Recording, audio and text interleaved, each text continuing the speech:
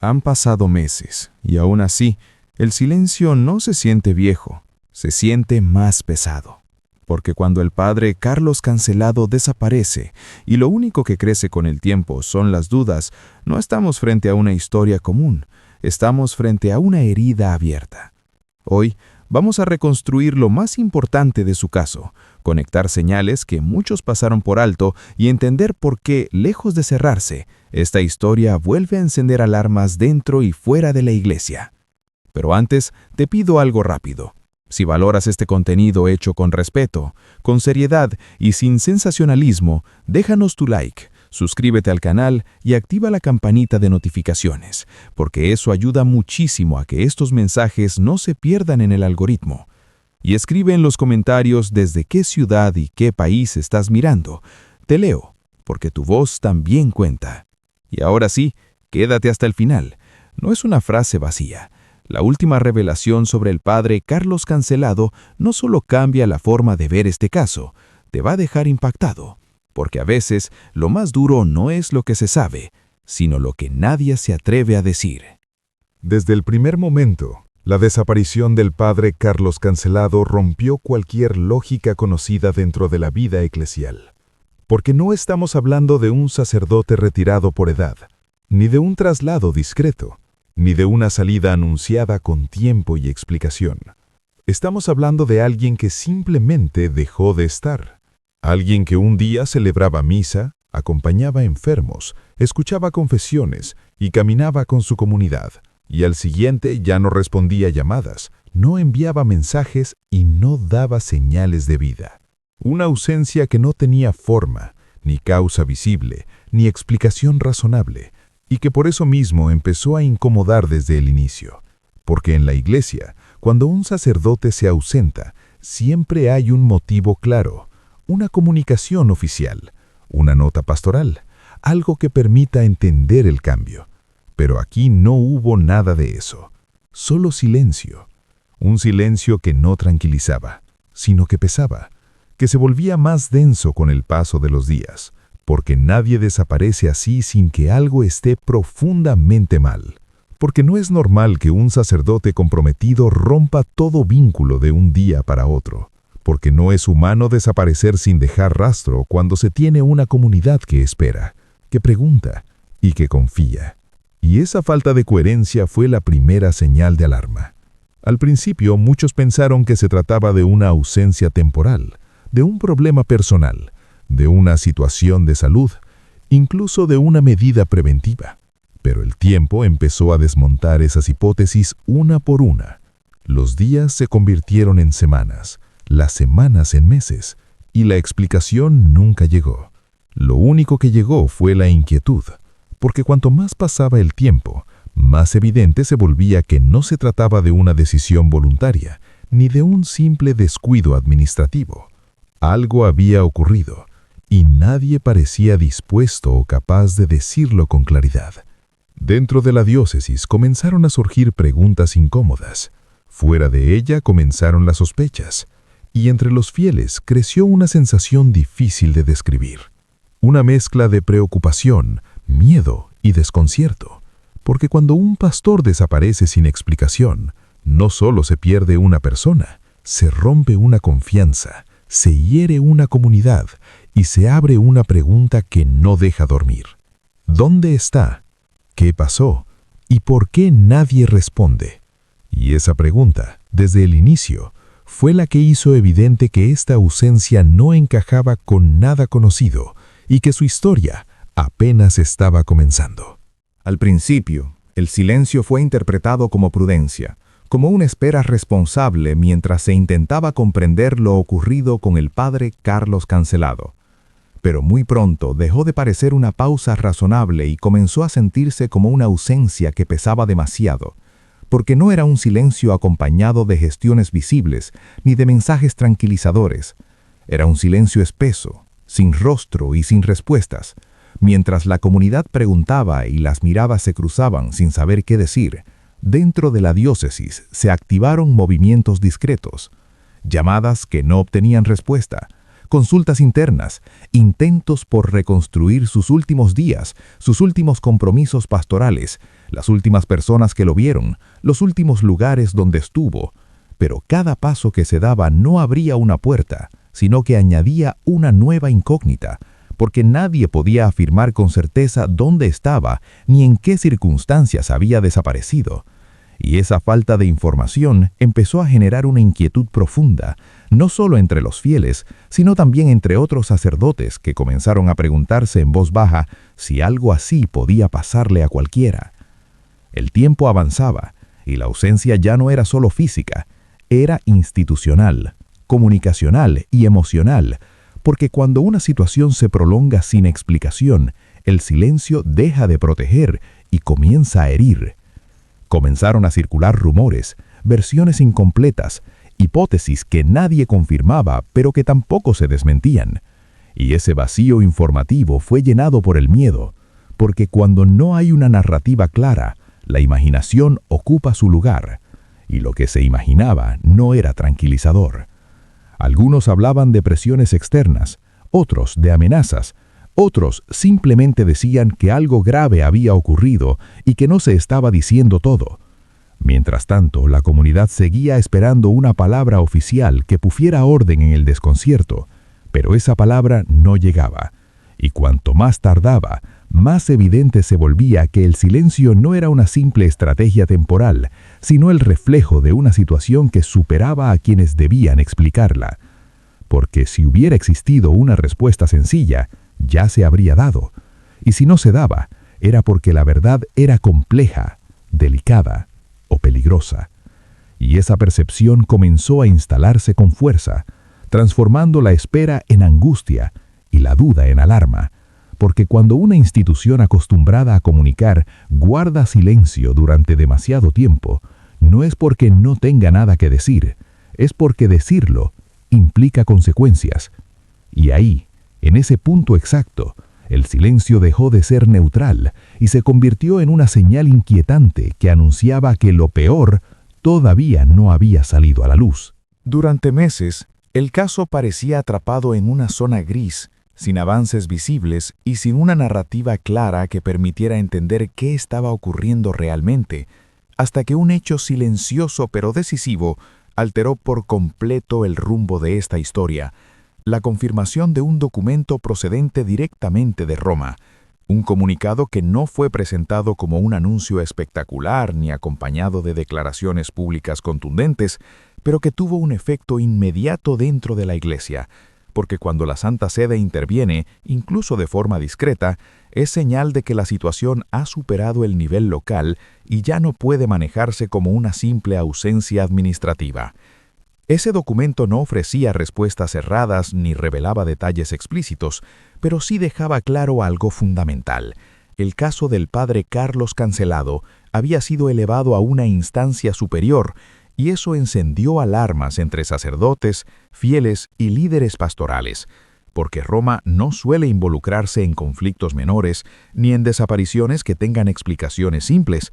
Su intervención suele darse cuando existen indicios de riesgo grave, irregularidades prolongadas o una situación que compromete no solo a una persona, sino a la credibilidad y la responsabilidad institucional de la Iglesia. A partir de ese momento, la percepción cambió radicalmente. Lo que antes algunos consideraban un caso confuso o mal gestionado, empezó a verse como algo potencialmente mucho más serio, algo que no podía resolverse con un comunicado breve ni con el paso del tiempo.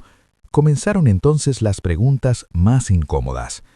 ¿Qué información tenía el Vaticano que no se había hecho pública? ¿Qué datos se manejaban internamente y por qué no podían ser compartidos? ¿Qué nivel de gravedad había alcanzado la situación para justificar una intervención desde la Santa Sede?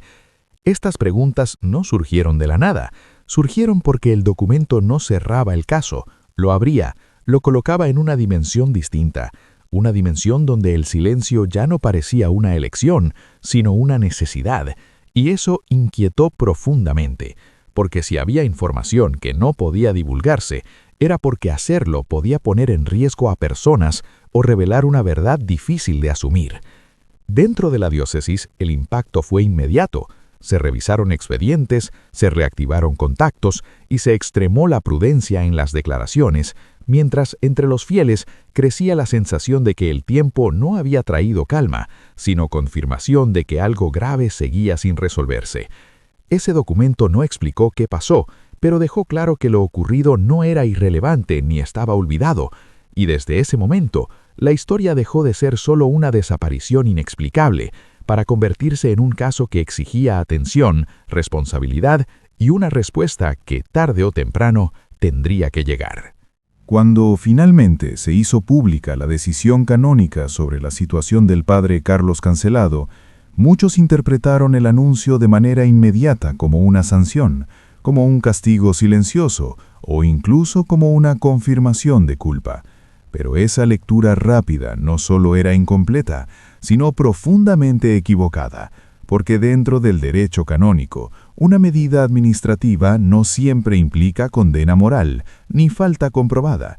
Y en este caso concreto, lo que la Iglesia estaba haciendo no era juzgar al sacerdote, sino reconocer oficialmente una realidad incómoda, su ausencia prolongada y su paradero desconocido, algo que obliga institucionalmente a tomar decisiones para proteger a la comunidad y garantizar la continuidad pastoral.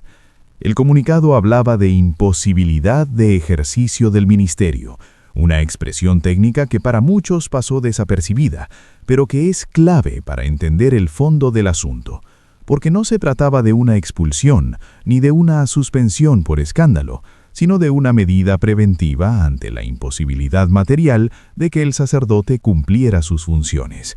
Es decir, la Iglesia admitía públicamente que no sabía dónde estaba, y ese reconocimiento, lejos de cerrar el caso, lo hacía aún más inquietante, porque si no había delito probado, si no había conducta indebida confirmada y si no había abandono voluntario comunicado, entonces la pregunta inevitable era por qué había desaparecido y por qué nadie podía dar una explicación clara. Esta decisión canónica buscaba ordenar lo administrativo, pero terminó revelando el vacío informativo, porque al mismo tiempo que dejaba abierta la puerta a una eventual restitución si el sacerdote reaparecía, confirmaba que la situación seguía sin resolverse. Para muchos fieles fue un golpe duro, porque desmontaba las versiones simplistas y dejaba al descubierto una verdad incómoda, que no existía una respuesta definitiva, que la Iglesia estaba actuando dentro de la ley, pero también dentro de una profunda incertidumbre. Y esa incertidumbre se sintió como una herida abierta, porque cuando una institución milenaria reconoce no tener control sobre el paradero de uno de sus sacerdotes, lo que queda no es tranquilidad, sino inquietud. La decisión canónica no fue el final del caso, fue un punto de inflexión, un momento en el que quedó claro que no se trataba de un problema disciplinario común, sino de una situación anómala, grave y todavía sin explicación. Y desde ese instante, para muchos la desaparición del padre Carlos dejó de ser un rumor confuso para convertirse en una pregunta legítima que exigía algo más que silencio, exigía verdad. Las versiones coinciden en un punto que hiela la sangre, una noche concreta en la que todo habría cambiado para siempre, porque a partir de ese momento no hubo más mensajes, no hubo llamadas, no hubo señales, solo un corte abrupto que nadie supo explicar. Según los relatos que circularon con el paso del tiempo, aquella noche no fue caótica ni ruidosa, fue silenciosa, demasiado silenciosa, como suelen ser los hechos que dejan huellas profundas pero invisibles. Se hablaba de movimientos discretos, de presencias que no levantaron sospechas inmediatas, de un traslado rápido hacia un destino desconocido, sin testigos dispuestos a declarar y sin registros oficiales que pudieran reconstruirse después. Y lo más inquietante no era solo la ausencia del padre Carlos Cancelado, sino la forma en que esa ausencia se impuso, como si hubiera sido diseñada para no dejar rastro. Porque no hubo pedidos de rescate, no hubo negociación, no hubo comunicación posterior. Lo que vino fue un silencio absoluto, un silencio que no parecía improvisado, sino impuesto. En las comunidades cercanas comenzaron a notarse cambios sutiles pero significativos. Personas que evitaban hablar del tema, miradas que se desviaban cuando se mencionaba su nombre, familias que decidieron mudarse sin explicaciones claras y un ambiente de miedo que se instaló sin necesidad de amenazas públicas. Porque cuando el temor es real, no necesita anuncios, se transmite solo. Ese silencio se extendió también a las autoridades civiles, donde las investigaciones, si existieron, nunca se tradujeron en avances visibles. Expedientes abiertos sin resultados, declaraciones vagas, tiempos que se alargaban sin respuestas, como si el caso hubiera quedado atrapado en una zona donde nadie quería profundizar demasiado. Para la comunidad, la falta de información oficial no trajo tranquilidad, trajo sospecha. Porque cuando una persona desaparece y no hay rastro alguno, lo normal es que las preguntas se multipliquen, y aquí no solo se multiplicaron, quedaron suspendidas, sin posibilidad de ser respondidas. El traslado del que se hablaba nunca fue confirmado, pero tampoco fue desmentido.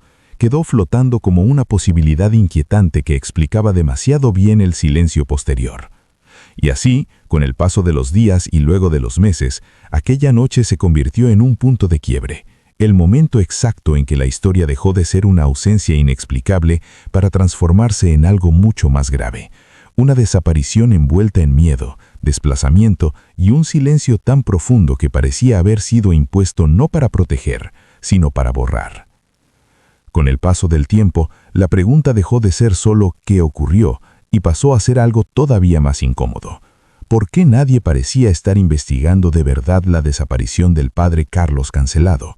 Porque cuando una persona desaparece en circunstancias anómalas, lo lógico es esperar operativos visibles, comunicados oficiales, avances concretos. Pero aquí ocurrió lo contrario. La ausencia de acciones se volvió tan evidente como la ausencia del propio sacerdote. Las autoridades civiles ofrecieron explicaciones vagas, hablaron de revisiones preliminares, de expedientes abiertos, de procesos en curso, pero nunca presentaron resultados claros. Nunca señalaron responsables, nunca mostraron líneas de investigación sólidas. Y esa inacción prolongada comenzó a generar una sensación de abandono que caló hondo en la comunidad. Para muchos fieles no era solo negligencia, era algo más difícil de aceptar. Porque cuando el Estado no actúa frente a hechos graves, las razones suelen ser dos: incapacidad o miedo. Incapacidad para enfrentar estructuras criminales que controlan territorios enteros, o miedo a las consecuencias de tocar intereses peligrosos. Y en regiones donde el crimen organizado impone reglas no escritas, investigar de verdad puede significar exponerse, incomodar, poner en riesgo vidas. Esa percepción se reforzó cuando nadie desmintió con firmeza las versiones que circulaban, ni se ofreció una narrativa alternativa creíble. El silencio oficial no cerraba caminos, los bloqueaba, y cuanto más tiempo pasaba sin respuestas, más se instalaba la idea de que el caso había sido relegado a un segundo plano, como si se hubiera decidido dejarlo dormir para evitar conflictos mayores. Algunos señalaban que el sacerdote, al no ser originario de la región, no contaba con una red familiar fuerte que presionara de forma constante.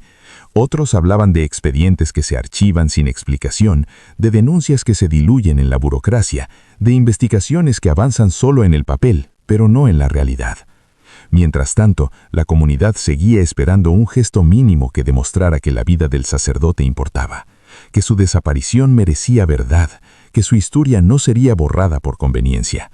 Porque cuando nadie investiga, el mensaje que se transmite es devastador, no solo para una familia o una parroquia, sino para toda una sociedad.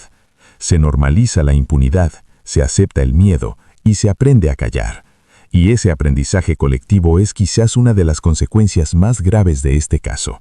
Porque la falta de investigación no solo dejó sin respuestas a quienes amaban al padre Carlos, también envió una señal peligrosa, que en ciertos contextos desaparecer puede no tener consecuencias, y mientras esa señal no sea revertida, la pregunta seguirá siendo la misma. No por qué desapareció, sino por qué nadie se atrevió a buscar la verdad.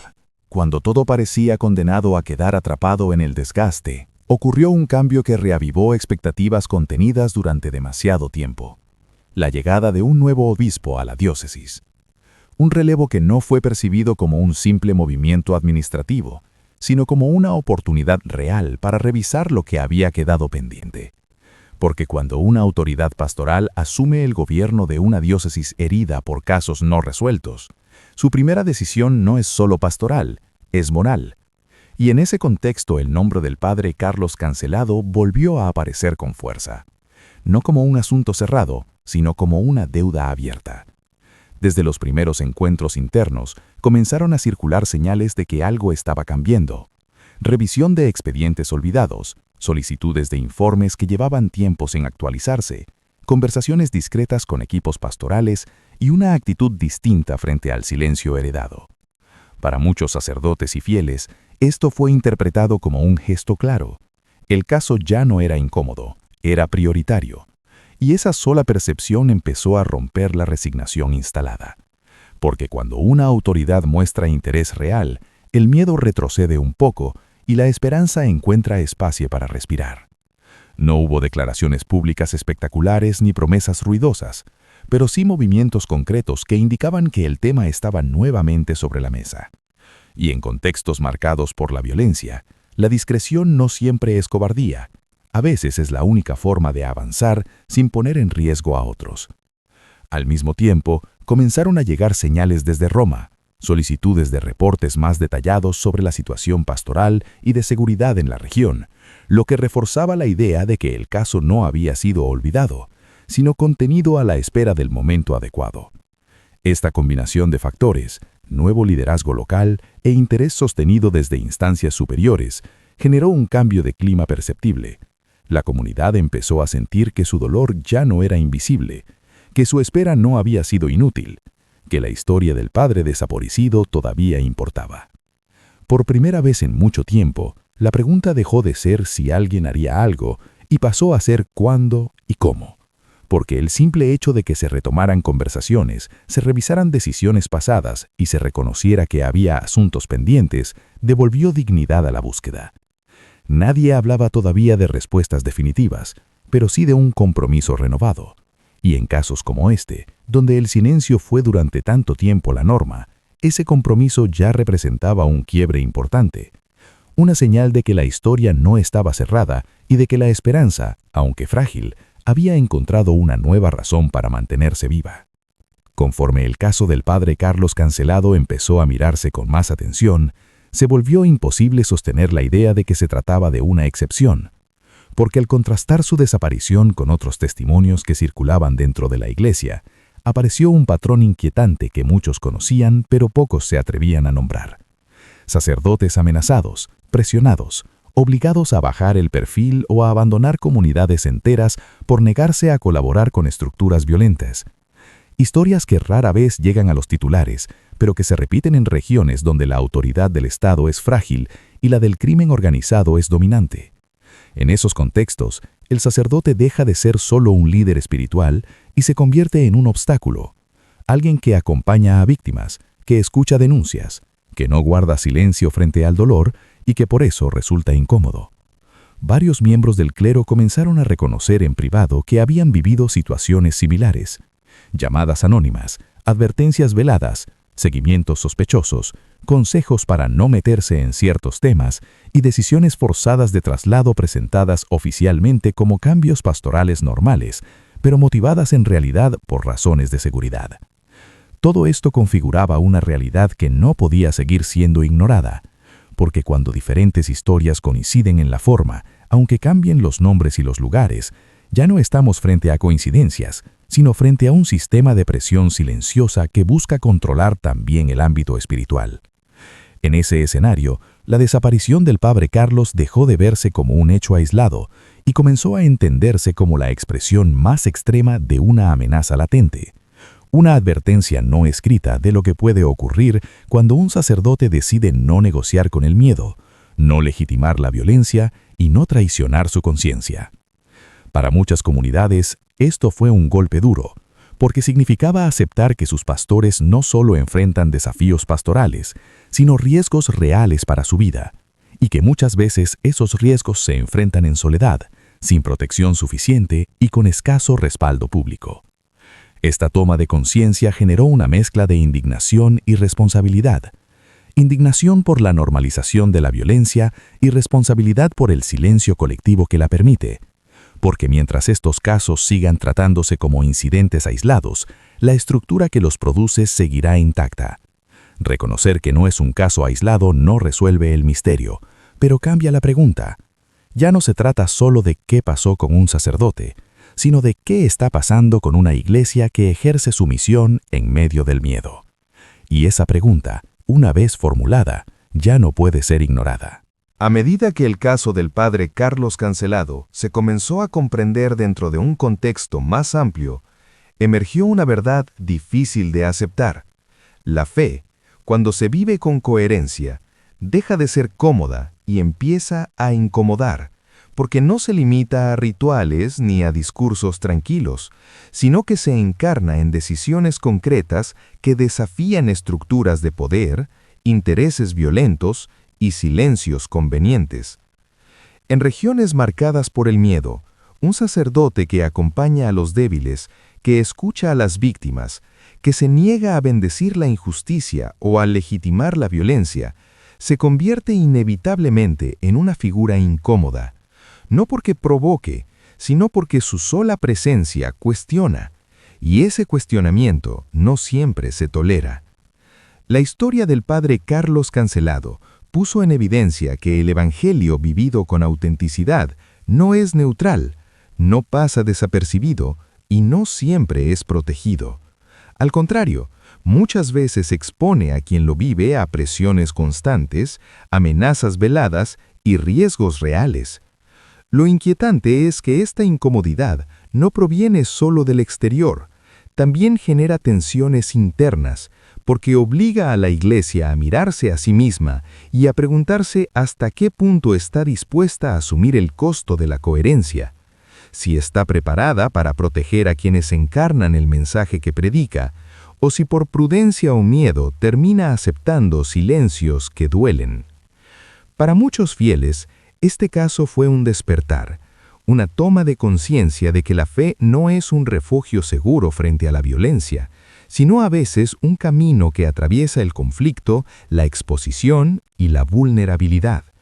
Y aceptar eso no es sencillo, porque rompe la idea de una religión cómoda y sin riesgos, pero también devuelve al cristianismo su dimensión más auténtica, la de un compromiso que no negocia con el mal, que no se adapta al miedo y que no renuncia a la verdad, aunque el precio sea alto. En ese sentido, la desaparición del padre Carlos dejó de ser solo una tragedia personal y se convirtió en un espejo incómodo, un espejo que obliga a preguntarse qué significa realmente creer, servir y acompañar en contextos donde hacerlo implica ponerse en peligro. Y esa pregunta, una vez planteada, transforma la fe, porque ya no permite vivirla desde la distancia o la indiferencia. La vuelve exigente, incómoda y profundamente humana. Con el paso del tiempo, cuando ya no hubo comunicados nuevos ni avances visibles, quedó claro que lo más peligroso no era solo la desaparición en sí, sino la posibilidad de que el caso del padre Carlos Cancelado fuera lentamente absorbido por el olvido. Porque hay heridas que no sangran todos los días, pero tampoco cicatrizan. Permanecen abiertas, en silencio, recordando su presencia cada vez que alguien pregunta y no recibe respuesta, cada vez que una comunidad se reúne a rezar sin noticias, cada vez que se pronuncia su nombre y nadie sabe qué decir. La ausencia dejó de ser solo un hecho puntual y se transformó en una carga emocional constante, una herida colectiva que sigue doliendo porque nunca fue atendida con verdad. Para los fieles que lo conocieron, no es un expediente archivado ni una historia lejana. Es un pastor que un día dejó de estar, sin despedida, sin explicación y sin justicia. Y esa falta de cierre impide avanzar, porque el duelo necesita certezas, y aquí solo hay preguntas suspendidas. Con el tiempo, la indignación inicial dio paso al cansancio, y el cansancio al riesgo más grande de todos, la normalización. Aceptar que hay desapariciones que no se esclarecen, aceptar que hay silencios que nadie rompe, aceptar que la impunidad puede instalarse sin resistencia. Pero incluso en ese desgaste, algo se mantuvo vivo, la memoria. comunidades que siguen encendiendo velas, celebrando misas en su intención y recordando que su historia importa, porque recordar es una forma de resistir al olvido, a la indiferencia y a la tentación de pasar páginas sin verdad. Esta herida no cierra porque nunca hubo un acto que permitiera cerrarla. No hubo explicación clara, no hubo responsables, no hubo un relato que devolviera sentido a lo ocurrido. Y mientras eso no exista, la ausencia seguirá presente, no como un rumor, sino como una pregunta incómoda que atraviesa a la Iglesia y a la sociedad. ¿Dónde está? ¿Qué pasó? ¿Y por qué nadie ha dado todavía una respuesta definitiva? Esa herida no cierra porque cada día sin respuestas la hace más profunda, pero también porque cerrarla exigiría valentía, exigiría enfrentar miedos, romper silencios y asumir responsabilidades. Y mientras eso no ocurra, el caso del padre Carlos seguirá siendo lo que es hoy, una herida abierta en la conciencia colectiva, una historia inconclusa que no permite descansar y que recuerda, una y otra vez, que sin verdad no hay cierre y sin justicia no hay paz. Al final, cuando se apagan las versiones, cuando los documentos ya no dicen nada nuevo y cuando el tiempo parece haber hecho todo lo posible por enfriar la indignación, queda una pregunta que no se deja archivar, una pregunta que sigue interpelando conciencias y que atraviesa esta historia de principio a fin. ¿Qué hacemos nosotros con el caso del padre Carlos Cancelado? Porque no se trata solo de saber qué ocurrió, sino de decidir cómo respondemos frente a lo ocurrido, si lo reducimos a un relato que se consume y se olvida, o si lo asumimos como un llamado incómodo que exige responsabilidad. Esta historia nos obliga a mirar más allá del misterio puntual y a preguntarnos qué tipo de sociedad y qué tipo de iglesia estamos construyendo cuando aceptamos que una desaparición quede sin respuestas, cuando normalizamos el silencio y cuando aprendemos a convivir con la impunidad. La pregunta que nos interpela no es solo ¿dónde está?, sino ¿qué estamos dispuestos a hacer para que casos como este no se repitan? Si vamos a seguir mirando hacia otro lado por miedo, cansancio o comodidad, o si vamos a asumir que la fe, la justicia y la dignidad humana requieren algo más que palabras, requieren compromiso, memoria y valentía. Porque cada vez que una historia así se borra, el mensaje que queda es devastador, que la verdad es negociable y que el silencio puede más que la justicia. Pero cada vez que se recuerda, se comparte y se exige una respuesta, se rompe un poco ese círculo, se le quita fuerza al miedo y se devuelve dignidad a quienes ya no pueden hablar. Esta historia no termina aquí porque no tiene un final cerrado. Termina donde empieza nuestra responsabilidad, en la decisión personal y colectiva de no olvidar, de no callar y de no aceptar que la violencia y la indiferencia sean normales. La pregunta que nos interpela no busca una respuesta fácil, busca una postura, y esa postura define quiénes somos. Porque el verdadero cierre de esta historia no vendrá solo de una investigación o de un documento oficial. Vendrá cuando como sociedad dejemos de acostumbrarnos al silencio y entendamos que sin verdad no hay fe madura, sin memoria no hay justicia y sin valentía no hay futuro. Antes de cerrar, no dejemos que esta historia se pierda en el ruido de un día más. El caso del padre Carlos Cancelado no es solo un tema para comentar, es una realidad que interpela nuestra conciencia. Si este video te ha tocado, no te quedes en silencio. Compártelo, porque la verdad necesita circular para no morir. Déjanos tu comentario, con respeto, con reflexión, con lo que sabes o sientes, porque cada voz cuenta.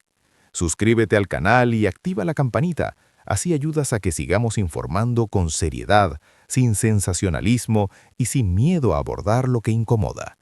Y sobre todo, elevemos una oración sincera por el padre Carlos, por todos los sacerdotes perseguidos y por las comunidades que viven entre la fe y el miedo.